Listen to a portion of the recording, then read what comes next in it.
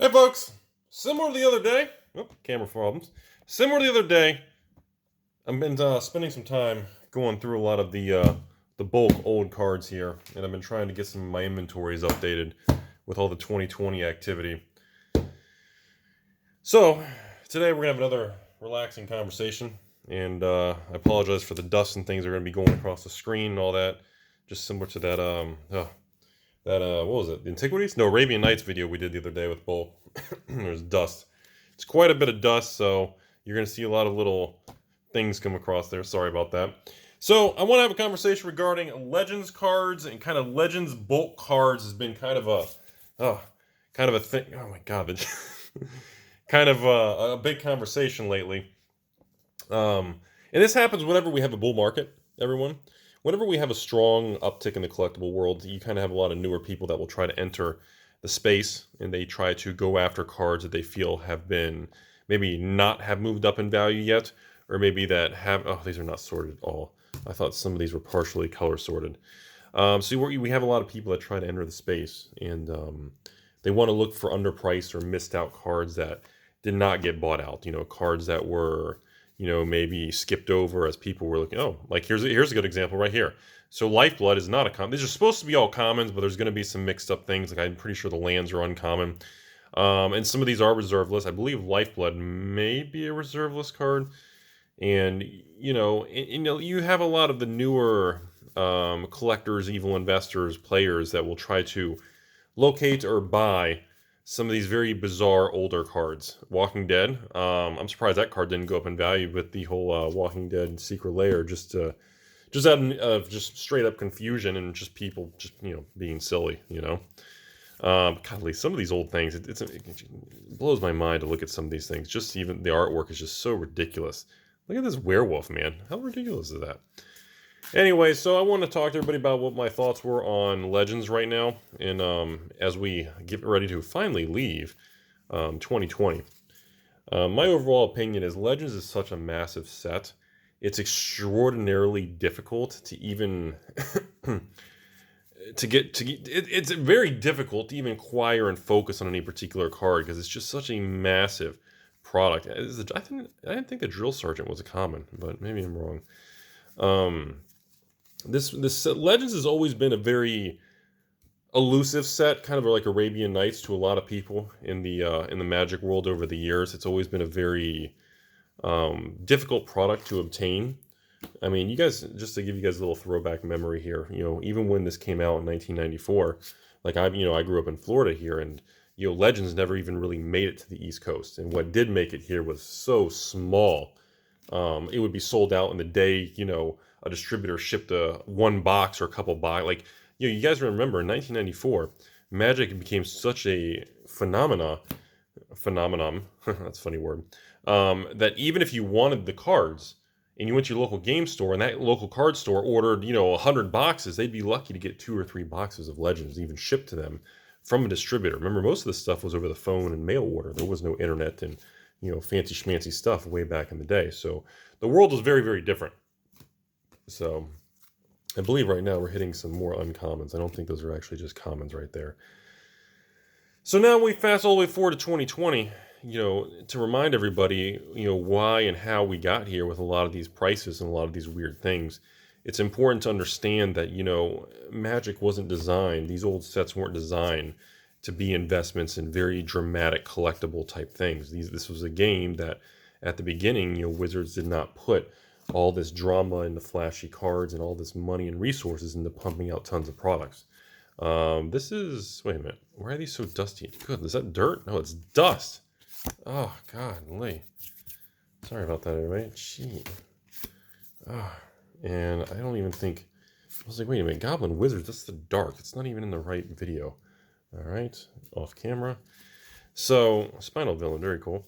So that was the first thing I wanted to kind of lay out in this introduction type video on what we're going to be talking about here, is that, you know, that's a very important variable to remember when you're dealing with all these things, is that, you know, this was such a small print product compared to 2020's print runs and demand of Magic cards. You know, it naturally became a very special thing. It wasn't, as the term that gets used a lot in 2020 from, I've seen other collectors and YouTubers and things, they like to use the word, kind of that artificial scarcity, which I think is a good phrase to use. I think it definitely matches up. But, it's definitely a big difference. Time Elemental. God, that was such a cool piece of art when I was a kid. First time I saw this was actually not Legends. I remember seeing this was actually 4th edition in the white border time. That was very cool. Undertow. I just remember liking that artwork as a kid. I just thought it was a pretty neat piece of art. So yeah, I just want to lay that out there. Where nowadays we have these, artificial scarcity is the favored term from secret layers and products that are designed to be limited and kind of be difficult to obtain after that initial window has passed or something goes out of print or whatever it may be. So, very, very dramatic and very, very clear. Oh, that dust. Very, very, significant differences compared to today's items that are manufactured. And like we've always talked about over the years, the best investments and the best cards and the best things long term are usually, goodness gracious, are usually the things that were never marketed that way. And they naturally convert over on their own and they catch the market and they catch people by surprise.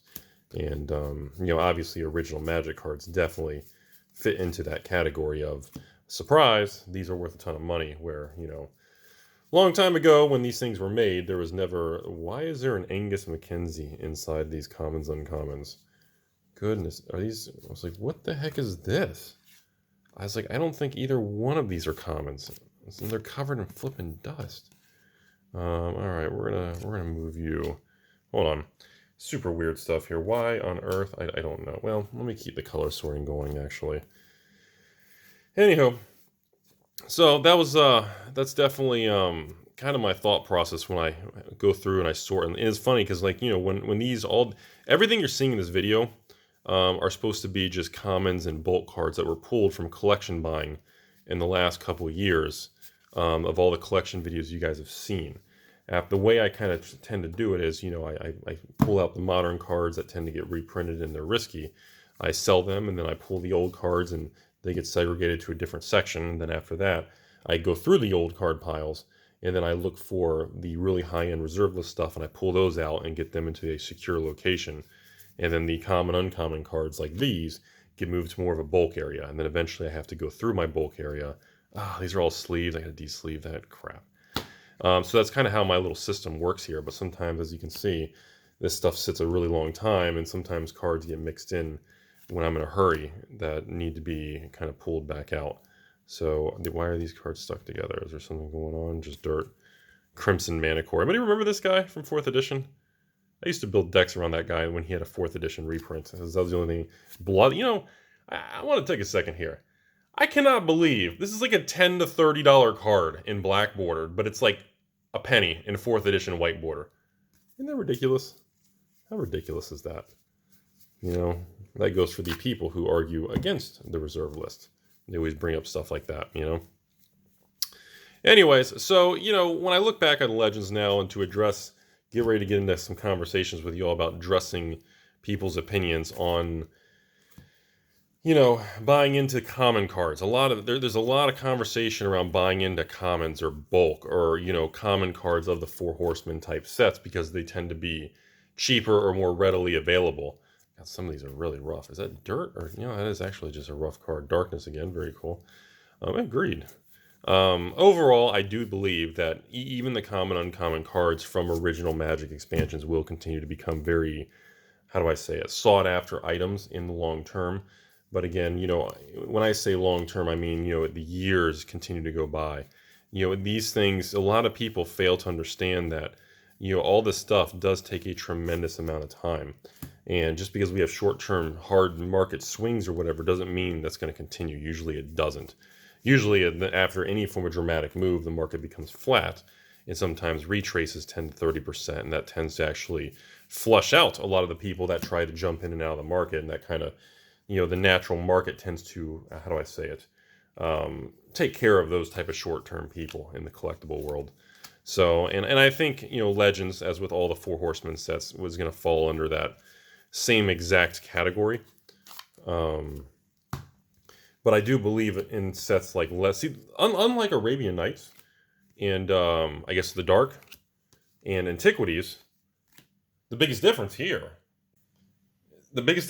is actually that the cards in Legends are they're very difficult to get specific cards. Like, actually, Kismet's a decent card. 4th edition reprint again. It's very difficult. Ooh, Spirit Links, original ones. Those are actually surprisingly sought after and have some value. They're very difficult to get actual specific cards because the set is so huge. And then on top of that, even back in the day, there were issues getting specific cards in the print runs. You could only get a Caracas box, or you could get a Mana Drain. Couldn't you have Mana Drain and Caracas? You had to get one or the other. You know, there was a lot of problems back then, everybody.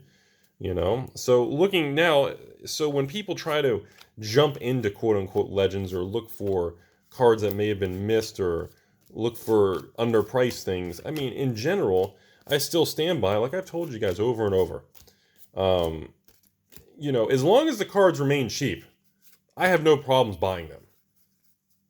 That's kind of really what that still remains my perspective, even on Arabian Nights. As long as the general consensus is that, oh, wait, is that a...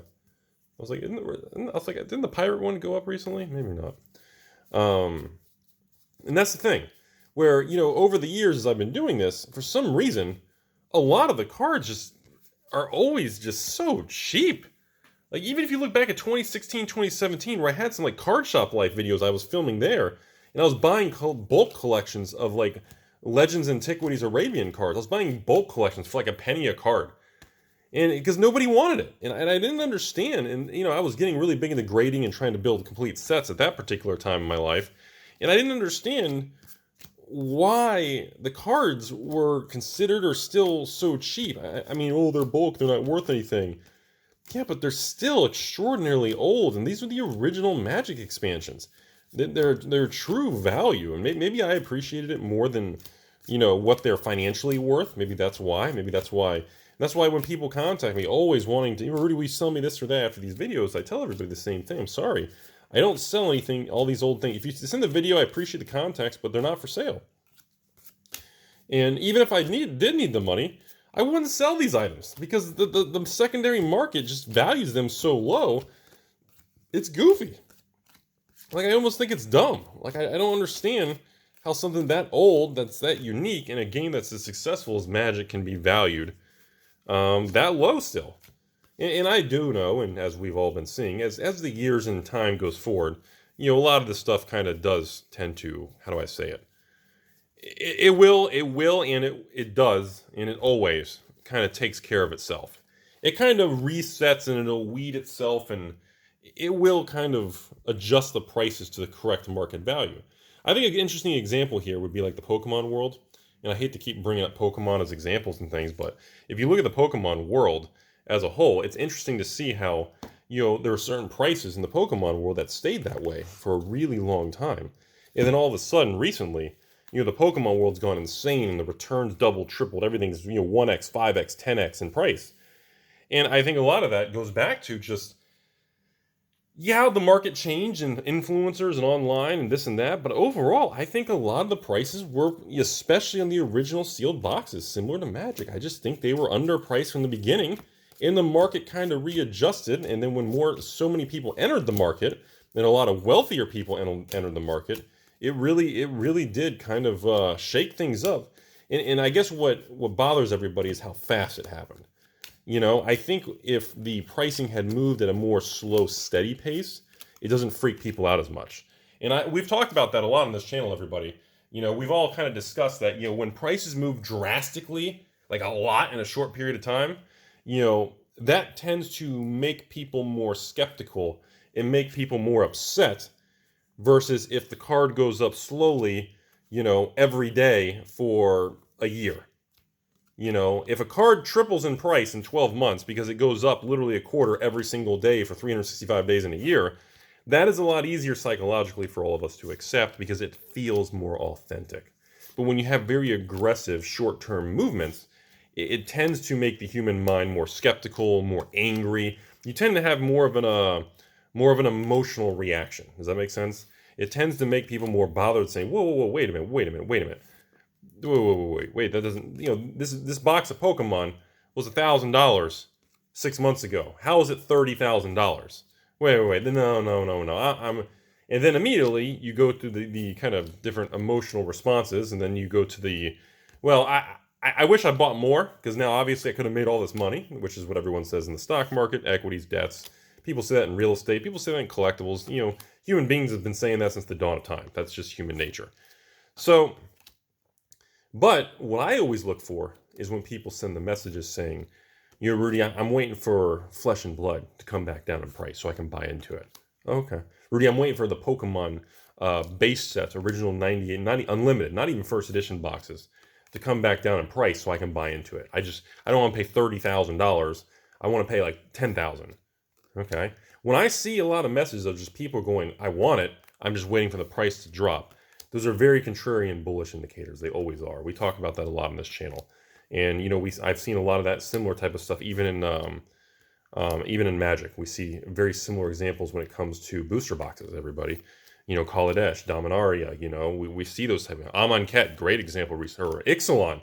Oh, Rudy, I know, I bashed Ixalan just like you, Rudy, and I want some Rivals of Ixalan, but I'm waiting for it to come back below $100 a box. I don't know. God, jeez. And my question is, what makes you guys think that it's actually going to do that? And what would lead to that? Because in order for a price on especially like sealed product to drop, you actually need the market as a whole. You need people who have the boxes currently to be willing to throw them on the market. Then they have to sit and not sell. And those those sellers have to get antsy and upset and then start lowering prices. That's a lot of variables to line up. Are you sure you're going to be able, these things are going to happen? Are you sure all these events that I just said are going to line up so the price can actually drop? I don't see that happening, especially on sealed product. Sealed product is a different animal.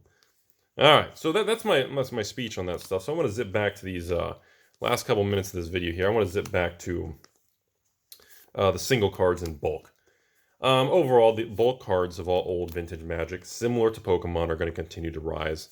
I don't expect, unless something drastic happens to the market or somebody enters, or some sort of Warren Buffett, Jimmy Buffett, some dude with slick back hair comes into the Magic market and dumps like $100 million into it. I don't think we're going to see some sort of very fast, dramatic change in the world of Magic. But at the same time, I do believe all old Magic cards will follow a similar path to Pokemon. But remember, Pokemon has a different brand. They have a bigger company, a different type of branding with the way they can interact with their actual player base, the way the game is managed. Wizards of the Coast is, they're known. Everybody knows. Wizards doesn't interact well. They don't have good PR. Their public relations with the community and scandals and dumb things they do and lack of communication is very well known around the world to be terrible. And that is something that's always held back Magic. The company who makes the cards doesn't have the best management in place. They don't have good communication with the public, with the player base, the collectors, the stores. It's just, they're very hush-hush and they're very nasty about it. And that is something that's always hindered Magic. That's been one of the bad things of Magic the Gathering. Pokemon on the other side, they're a lot more free-spirited, and they handle the game and the public a lot differently, the way they manage their products. Does that make sense? Again, Pokemon doesn't release print run numbers and do all that kind of stuff, but the way they interact with different creators and, I don't know, Pokemon celebrities, I guess is that maybe the way to say it? They're very, the best way to say it, I think, is going to be kind of like more free-spirited. They're more open to feedback and criticism, and Wizards doesn't do that. They're not very happy with that kind of thing. But anyways, you have to look at, when you look at these original cards from the 90s, this was very different to Wizards of the Coast. This is, original Magic. This stuff was, these cards were not designed with today's standards and Papa Hasbro and Money Machine Go Burr. So, anyways, thanks for relaxing with me on this. This is being filmed on a Sunday in early November here. Just kind of do some housekeeping and inventory and cleaning. And I hope you guys enjoyed the video. Again, I always appreciate the messages, but nothing is actually for sale in these videos. And yeah, I think old Magic cards are still going to be very, very, very amazing performers long term in the collectible world. And just because Pokemon is the flavor of the month or flavor of the year does not mean that can't shift to, Force of Will or Flesh and Blood or back to Magic or to Yu-Gi-Oh. The markets always change. That's, The only thing that's certain is uncertainty. So you always have to remember that, and you got to diversify and be prepared, everybody. And as always, be safe out there.